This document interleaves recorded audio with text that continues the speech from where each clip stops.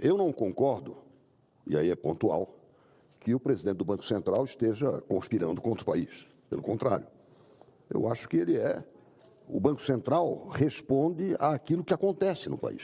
E nós estamos vivendo realmente uma turbulência econômica, apesar até de um partido político, PT, ter lançado ontem uma nota dizendo que não existe crise financeira. O governo está empenhado em obter recursos para tapar buracos financeiros. Essa é que é a verdade. Logo, a crise existe e é financeira. E não foi à toa que 5 vezes já o arcabouço fiscal, que nós aprovamos no ano passado, já foi não visitado, mas perfurado. Ou seja, nós fizemos 5 vezes exceções para desconsiderar despesas como afetas pelo arcabouço fiscal. A última delas, na aprovação do novo DPVAT, agora SPVAT, né? E o que eu venho comentar é exatamente uma frase que sintetiza isso. O próprio governo tem dito que isso não pode ser encarado em termos de oposição e governo. Todos nós temos que nos empenhar, como brasileiros, ainda que de partidos diferentes, a favor da obtenção do equilíbrio que hoje não existe. E é este desequilíbrio, que eu gostaria que fosse momentâneo e superado, que vem perturbando Bolsa de Valores, cotação do dólar e avaliação da economia brasileira. E é neste sentido que eu venho trazer uma colaboração persistente. Em junho de 1991, portanto, não se trata de falar deste ou daquele governo, me ocorreu apresentar um projeto de lei submetendo incentivos fiscais, todos eles, gastos tributários, como se diz, subsídios, todo este rol de abdicação de receita ou de subsídio e ênfase à despesa, a uma avaliação, que seria, pelo primeiro projeto que apresentei, uma avaliação feita pelo IPEA. Posteriormente, apresentei projetos em 2007, 2017 e, finalmente, o Senado aprovou, no dia 5 de julho do ano passado, o projeto de lei complementar número 41 de 2019, também de minha autoria, brilhantemente relatado pelo senador Oriovisto e, afinal, aprovado no Senado Federal no dia 5 de julho do ano passado. Encontra-se na Câmara dos Deputados desde o dia 12 de julho do ano passado. O que tem acontecido ao longo do tempo, e aí eu vou me referir aos últimos anos, o ministro Paulo Guedes, em dezembro de 2020, praticamente, primeiro ano da Covid, declarava: o governo vai propor um corte em incentivos fiscais ainda neste ano, 2020. A revisão dos benefícios tributários, ou seja, antes do fim do ano de 2020. Isso não aconteceu. Mas não foi só ele.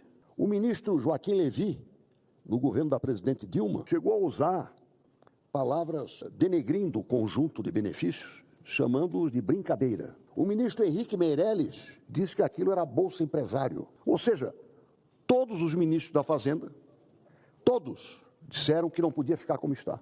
O resultado é que dos 104 bilhões de 10 anos passados, a cifra hoje dos incentivos fiscais chega a 615 bilhões de reais. Portanto, eu não pedi para cortar nenhum benefício. O que eu estou pedindo, e o projeto aprovou, é para avaliar, para saber o que é o joio, o que é o trigo, ou e até o que já é uma árvore frondosa que não precisa mais de muleta, como é o guia que se coloca numa flor nova, numa roseira nova, senadora, querida amiga Zenaide Maia. Aí você tem que proteger. Agora, não saber a qualidade dessa despesa ou desta não receita é uma irresponsabilidade. Se tiver 1 bilhão dispensável, é um lucro, indolor. Ninguém vai querer discutir aqui Zona Franca de Manaus, que faz parte desse número. Isso tem que ser preservado. Mas analisar cada concessão quanto ao seu mérito, no tocante a 3 aspectos só. Emprego. Gera ou mantém emprego? Todos se lembram quando houve a crise no segundo governo Lula, em 2008, que ele disse que era uma marolinha, e venceu, mas ele deu uma isenção grande para a Liga Branca. Será que rendeu? Não rendeu? Ah, valeu muito. Sem números, sem medir, você jamais vai saber se aquela medida foi eficaz ou não. Com isso eu quero dizer que todos os governos e nós estamos devendo. Todos nós estamos devendo. Uns mais, outros menos. Mas todos devemos. Não avaliar 615 bilhões de não receita ou de despesa, dá no mesmo, o que não entra no Tesouro ou que sai do Tesouro, de qualquer maneira, se este devia entrar e aquele saiu por esta razão, isso tem que ser avaliado. Quanto a 3 critérios apenas, somente 3. Gerou emprego, manteve emprego numa crise. Era o caso da Covid, por exemplo. Nós aprovamos aqui leis para preservar o emprego. Era fundamental. O problema do Rio Grande do Sul, temos que zelar pela preservação do emprego. O governo já tomou uma providência que vale por 2, 4 meses, mas tem que ser mais longo, porque é o empresário e a empresa que tem que sobreviver para que haja um emprego, seja ele na micro, na pequena empresa ou na grande. Emprego. Segundo, competitividade. Isso é um empurrão que eu te dou para uma startup, por exemplo, para uma empresa que está iniciando, para ela conquistar o mercado. E, finalmente, o que o consumidor, que é o contribuinte, ganhou com isso? Então, esses 3 aspectos são a leitura para responder a seguinte pergunta. São os quesitos para responder a seguinte pergunta. Vale a pena? Não vamos repetir aqui o que disse Fernando Pessoa, se a alma não é pequena. Não. Vale a pena sacrificar esta receita ou fazer esta despesa, conceder esse subsídio? Vale se estes 3 requisitos forem satisfeitos. Então, eu quero lembrar, neste momento de aflição financeira do governo, não há como negar, o ministro Fernando Haddad disse, ou vocês aprovam a 1227, ou eu não tenho plano B. Pois eu quero dizer que existe um grande plano B. E ele já está na Câmara dos Deputados.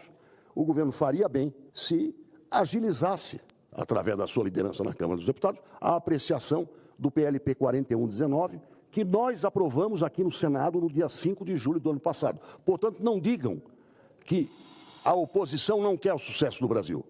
Nós queremos o sucesso do Brasil. Esse projeto eu o concebi, na sua forma original, há 33 anos.